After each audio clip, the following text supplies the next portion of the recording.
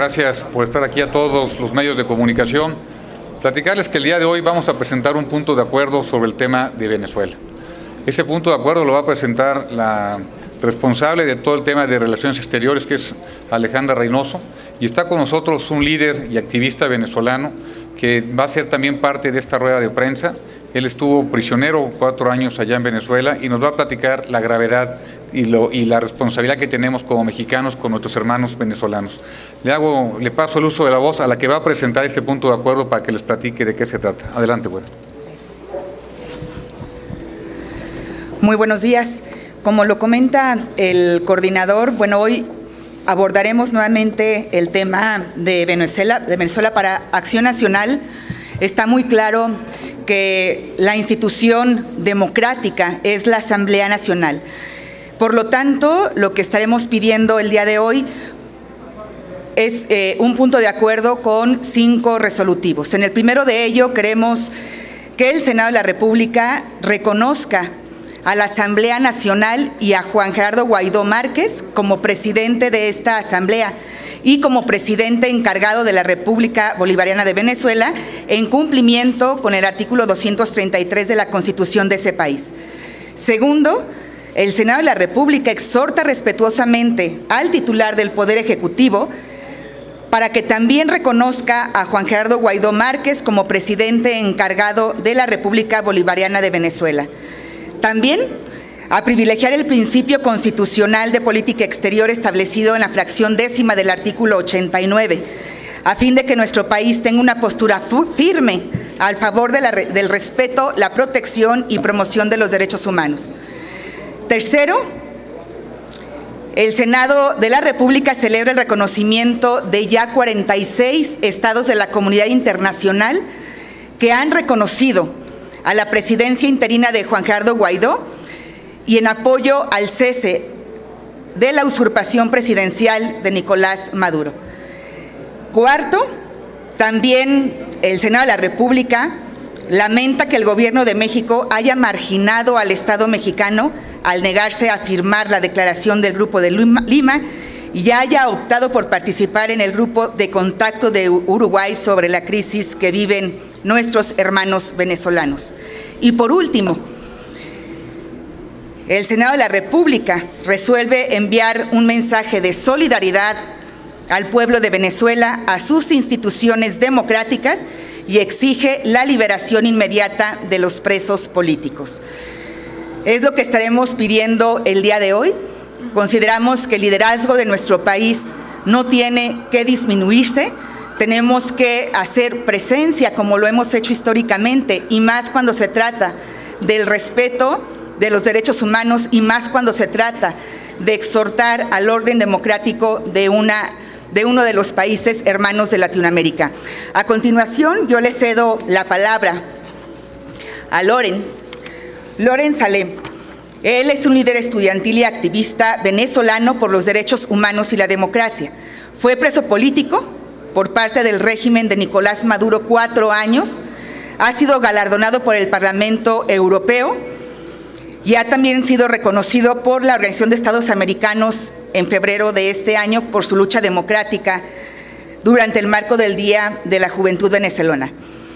En el 2014 fue detenido sin orden de captura.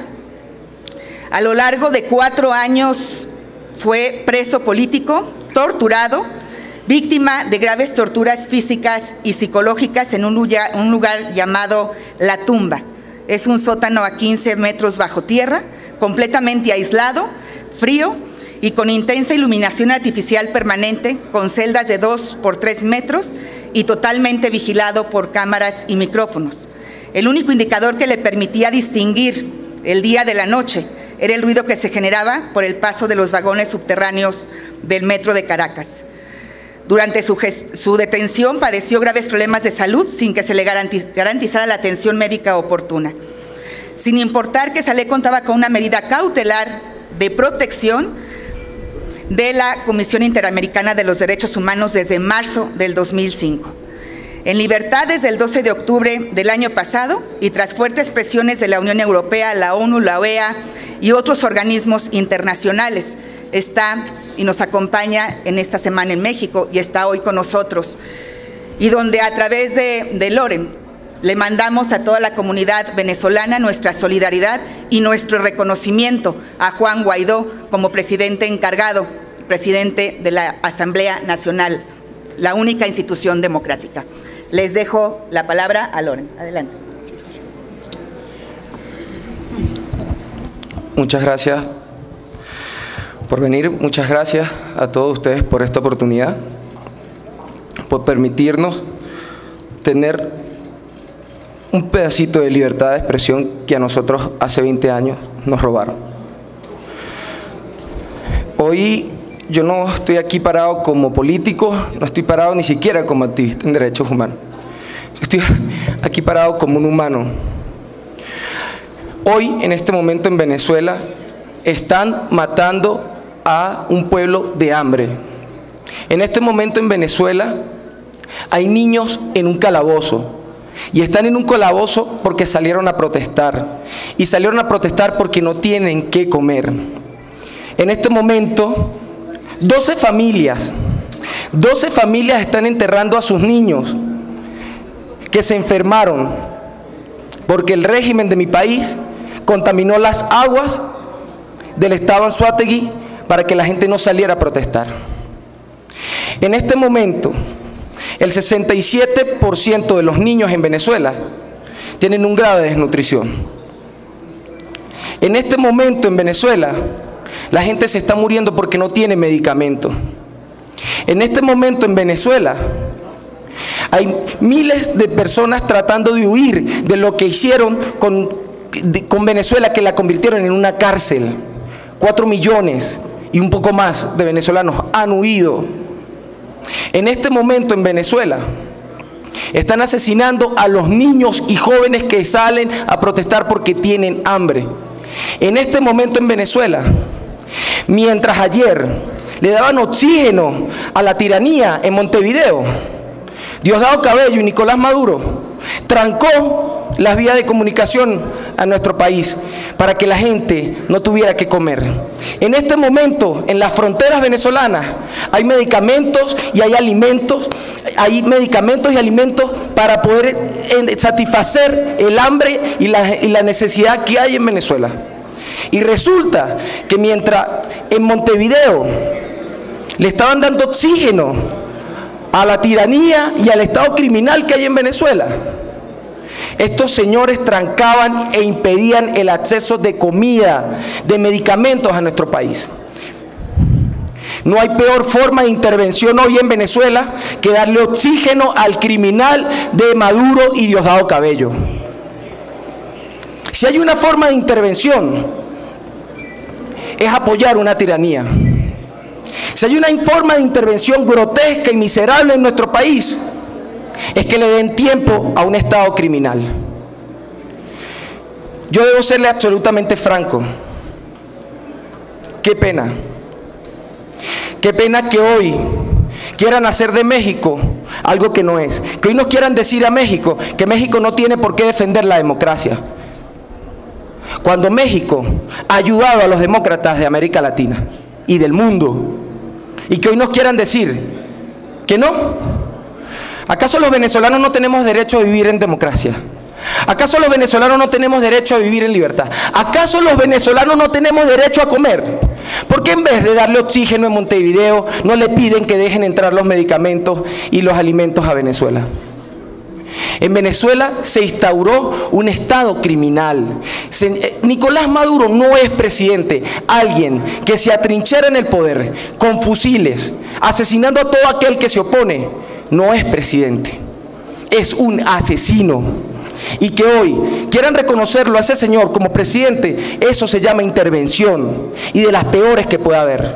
Nuestros países latinoamericanos suscribieron la Carta Democrática. Y eso los obliga a defender y promover los derechos humanos, no a defender y promover la tiranía y la dictadura. México participó en los diálogos de República Dominicana. ¿En qué terminó los diálogos en República Dominicana? ¿Cuántos muertos nos costó el diálogo en República Dominicana? ¿Cuántos millones de venezolanos huyendo de Venezuela nos costó el diálogo en República Dominicana? Y que hoy quieran volver a reproducir eso, es realmente inaceptable. A mí me duele de todo corazón lo que está pasando. A mí me duele que México quieran convertirla en la tranca para que Venezuela, después de 20 años, pueda alcanzar la democracia, porque eso es lo que está pasando. Yo llegué el domingo a México y lo que me han transmitido el pueblo de México nada tiene que ver con la actitud que quieren proyectar. Porque lo que me ha demostrado a mí el pueblo de México, con cada abrazo, con cada cariño, con cada lágrima que salen de sus ojos, es que están con el pueblo venezolano y que no quiere que el pueblo venezolano siga pasando hambre. Porque eso no se traduce en la política exterior de México. Y quizás de aquí me deportan como me hicieron en Colombia, y lo asumiré. Y lo asumiré porque estamos luchando por el derecho a la vida de los venezolanos, porque estamos luchando por el derecho a la salud de los venezolanos. Y resulta que Nicolás Maduro está en el poder por dos cosas. Por dos cosas está en el poder. Uno, por fusiles, que cada vez son menos, porque hay un quiebre dentro de las Fuerzas Armadas. Y dos, porque todavía hay gobiernos capaces de proteger al tirano, al asesino. Y cada vez son menos gobiernos, afortunadamente. Pero que hoy, después de 20 años, cuando estamos tan cerca de alcanzar la democracia en Venezuela, nos las quieran sabotear. No es justo, de verdad no es justo. Y perdonen la pasión con la que les estoy hablando aquí, pero cada vez que tenemos que revisar nuestros teléfonos, tenemos que ver cómo aumentan las cifras de niños que mueren enfermos, de niños presos en las cárceles venezolanas, de familias que están destruidas. Señor presidente de México, con todo el respeto, le hablo como venezolano, le hablo como latinoamericano, le hablo como joven. Señor presidente, no quede usted como el gran protector de la tiranía y del crimen organizado en Venezuela. Por favor, es el momento de decir si apoya a la tiranía y a quienes matan a los venezolanos, o apoya a la democracia y a la Constitución. Porque aquí lo que le estamos pidiendo a la América Latina, lo que le estamos pidiendo a los gobiernos del mundo, no es que apoyen a un hombre. Lo que nosotros le estamos pidiendo a los gobiernos vecinos no es que apoyen a un sector político, no es que apoyen una opción o una alternativa. Lo que estamos pidiendo es que respeten la Constitución venezolana. La Constitución venezolana dice que frente al cese de usurpación del poder es responsabilidad, es deber, no una alternativa, es un deber de la Asamblea Nacional asumir el gobierno de transición para ir a unas elecciones libres finalmente. Y hoy, cuando estamos tan cerca de conseguir la democracia, cuando estamos tan cerca de conseguir la libertad de nuestro pueblo, nos las quieren sabotear nuestros propios vecinos. No es justo.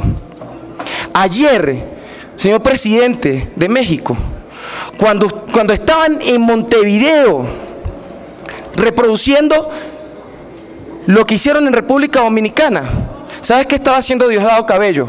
¿Sabes qué estaba haciendo Nicolás Maduro? Estaba colocando barricadas en los puentes internacionales. ¿Para qué? Para que no entren medicamentos, para que no entren medicina en nuestro país. ¿Ah? ¿Mentiroso no? Por favor, muestren las fotos, por favor. Muestren las fotos. Muestren las fotos de las barricadas. Muestren cómo están impidiendo que entren medicamentos y comida a Venezuela. Nadie abandona su país, nadie abandona su tierra por gusto, por placer. 4 millones de venezolanos huyendo de Venezuela no salieron por turismo.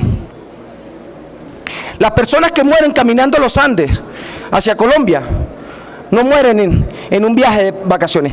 Esto, dígame si esto es mentira. Esto es mentira. Mire, señor presidente de México, lo que estaban haciendo en Venezuela, lo que estaba haciendo Nicolás Maduro y Diosdado Cabello mientras ustedes estaban en Montevideo dándole oxígeno. Estaban trancando. ¿Sabes para qué ponen esto en los puentes? Para que no entre comida, para que no entre medicamentos. Aquí están. ¿Sabes por qué? Porque para Nicolás Maduro y Diosdado Cabello, el hambre es un instrumento político. Para Nicolás Maduro y Diosdado Cabello,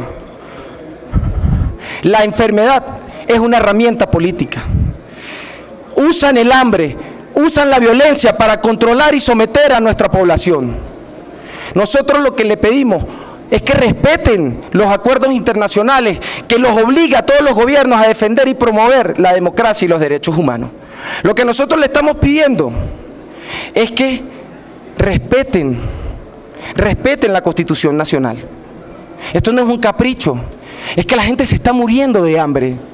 Por favor, que nos digan de una buena vez cuántos muertos nos faltan, cuántos muertos más faltan, cuántos niños más tienen que morir, cuántos millones de venezolanos más tienen que huir para que realmente dejen de proteger a la dictadura venezolana. Que nos digan de una buena vez cuántas madres más tienen que enterrar a sus hijos. Mientras nosotros estamos aquí hablando, hay personas que necesitan dializarse y no tienen medicamento y se mueren. Mientras nosotros estamos aquí hablando, hay un diputado de la Asamblea Nacional, Juan Requesén, encerrado y siendo torturado. Y yo sé lo que significa la tortura. Yo sé lo que significa un minuto encerrado en un calabozo sometido a tortura. Y hoy un compañero de ustedes, diputado de la Asamblea Nacional, un joven como yo, que no le permitieron vivir en democracia, está siendo torturado. Y es injusto. Y es injusto que eso esté pasando. Debería avergonzarnos a todos como latinoamericanos que hoy se haya registrado el mayor número de detenciones de menores de edad. No lo digo yo, lo dice la ONU. No lo digo yo, lo dice la ONU. Y no pueden acusar a Michelle Bachelet de imperialista ni de pitiyanqui. De eso sí no la pueden acusar, sería el colmo ya. Más de 70 niños metieron presos porque salieron a protestar por hambre. Nuestra generación no se le dio el derecho a vivir en democracia. En el 2007 salimos a defender la democracia, salimos a defender los derechos humanos. Y después de muchos años, de muchos muertos, de muchas cárceles, estamos a punto de lograr la democracia y la libertad en nuestro país. Y nos las están saboteando, nos las están impidiendo. A mí no me vengan con el cuento de que México no cree en los derechos humanos. A mí no me vengan con el cuento de que México no cree en la democracia. Porque aquí, en México, estuvieron los demócratas venezolanos que lucharon contra la dictadura militar de Marcos Pérez Jiménez. Porque México muchas veces ha tenido que ayudar a América Latina a vivir en democracia. Y si de verdad no creen en la intervención, déjenme decirles que oxigenar a la dictadura, que darle tiempo a Nicolás Maduro y a Diosdado Cabello es una forma de intervención y de las peores. Señor presidente Manuel López Obrador, señor canciller, yo tengo días tratando de hablar con ustedes, yo tengo días tratando de que nos escuche. Nosotros no somos pitiyanquis. Nosotros no somos pitiyanquis, ni somos oligarcas, ni somos capitalistas. Somos simplemente los jóvenes que le negaron el derecho a vivir en democracia. Somos los jóvenes que venimos luchando por el respeto a la vida y a la salud. Señor presidente, escuche al pueblo, no al dictador. Señor presidente, póngase del lado de la democracia y de la libertad. Pero por sobre todo, póngase del lado de la Constitución Nacional. Artículo 233. 333 y 350 de la Constitución. Yo quiero agradecer al pueblo mexicano, a todos ustedes que han abrazado, que han acompañado y que han recibido a los miles de venezolanos que han tenido que huir de Venezuela y han venido a este país.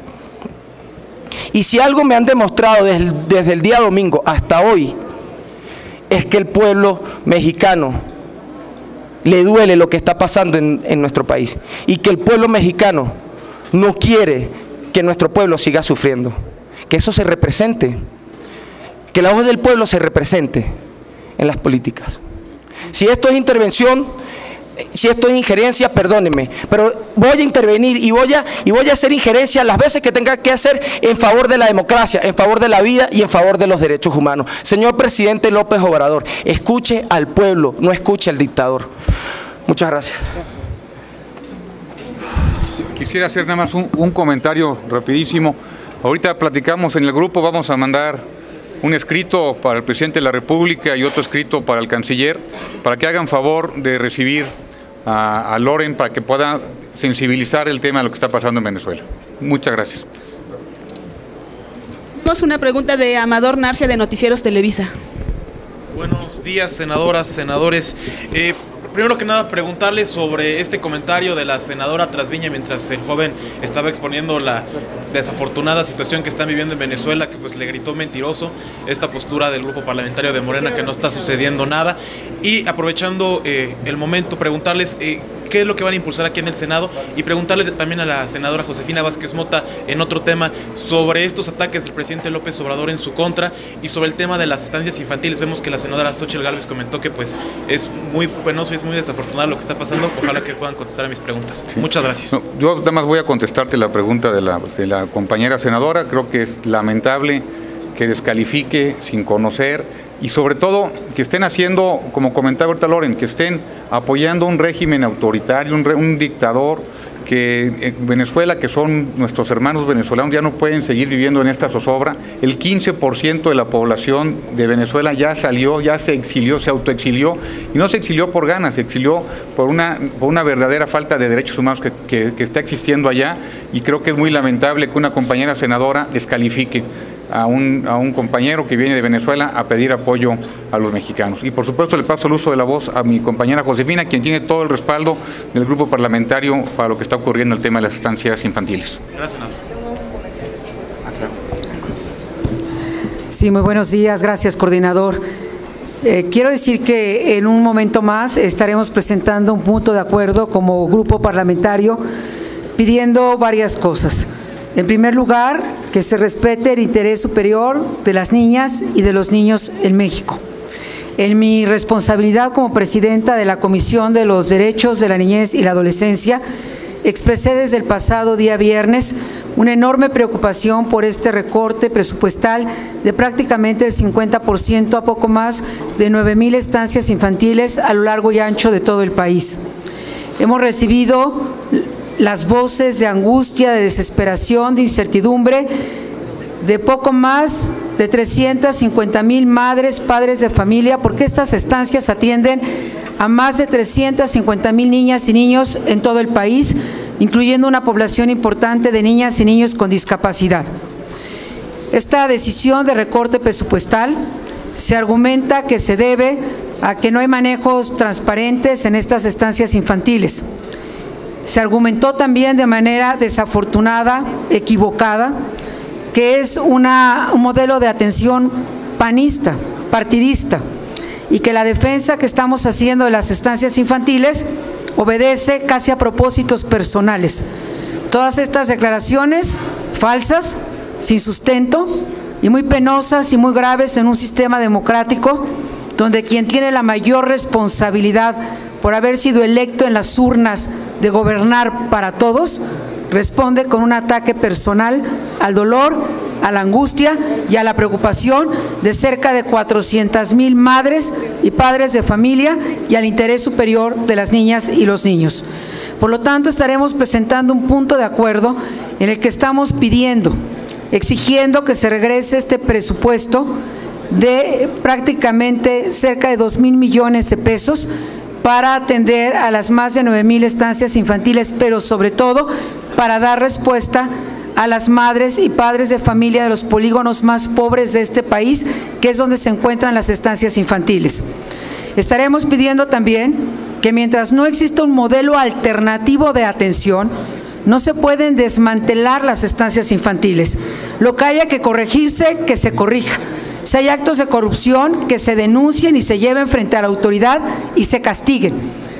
Pero no podemos permitir, y es inaceptable, que dejemos en la incertidumbre y en la desprotección a las madres más vulnerables de este país, a las mujeres trabajadoras, la mayoría jefas de familia, cuya única posibilidad de mantener su empleo es tener a un hijo en las estancias infantiles.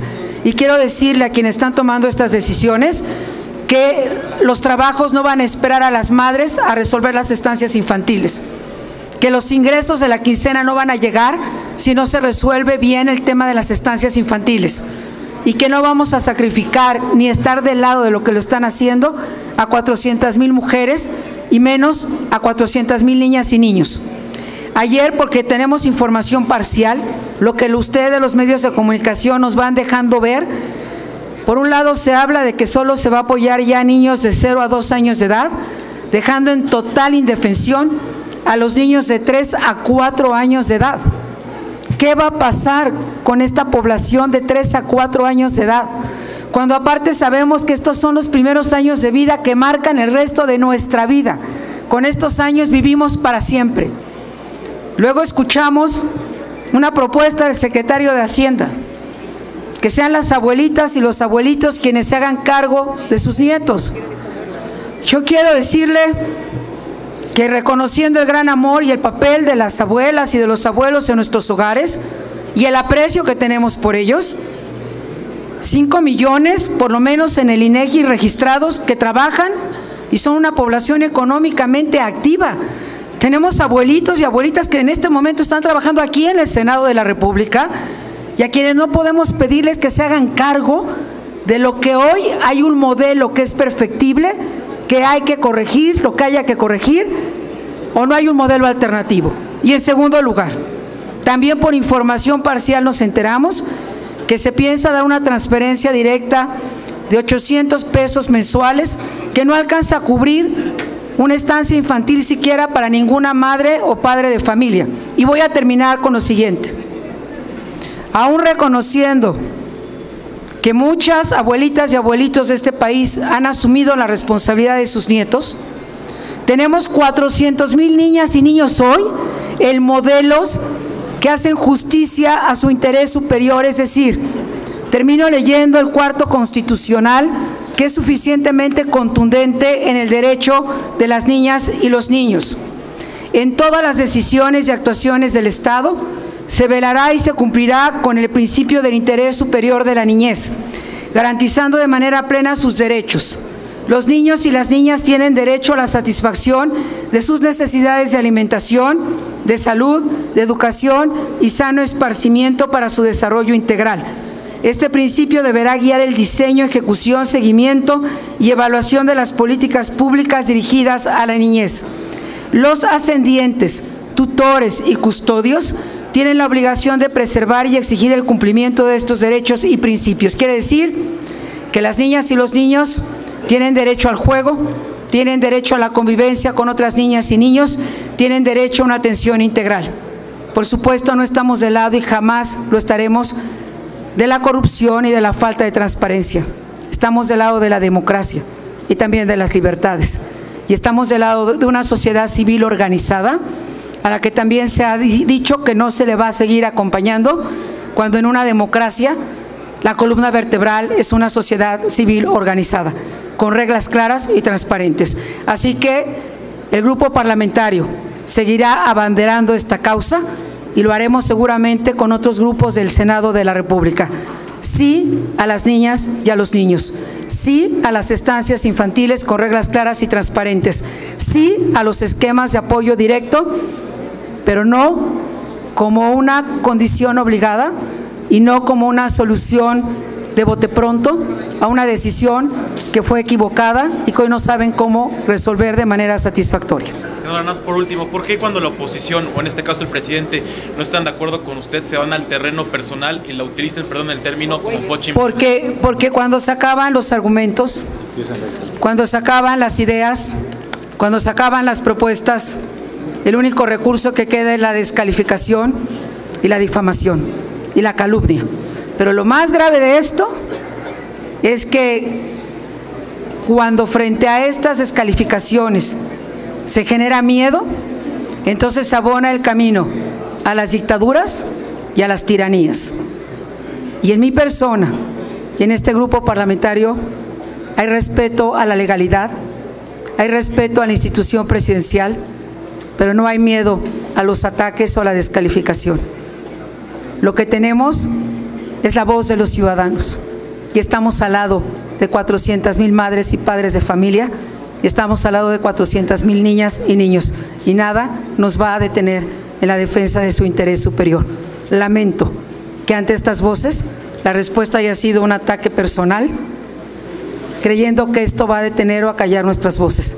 En una democracia, quienes pensamos diferente merecemos ser escuchados y más aún cuando defendemos una causa justa. Gracias. Rápidamente, hoy estaré presentando un punto de acuerdo sobre el caso de Tlahuelilpan. Digo, aquí pareciera que se nos olvidan las noticias. Van 128 personas fallecidas en Tlahuelilpan y en este punto de acuerdo lo que establecemos claramente es que se investiguen las posibles omisiones de funcionarios y como una línea de investigación el desabasto que hasta la fecha sigue de combustible en la región del Valle del Mezquital. Y por otro lado, decirle al secretario de Hacienda que ayer recibí mi estado de cuenta de la Afore y me descontaron 29,000 pesos. A este ritmo voy a tener que trabajar a los 80 y no voy a poder cuidar a mis nietos, señor secretario. Entonces, más le vale que se aplique en la economía para que deje de haber la desconfianza, porque esto tiene que ver con desconfianza. Todo el mundo sabemos que la confianza fue un factor importante en la economía y hoy esa confianza se ha perdido y yo perdí 29,000 pesos. Gracias. No tenemos más preguntas. Muchísimas gracias a todos ustedes. Y les hacemos el atento recordatorio a nuestros amigas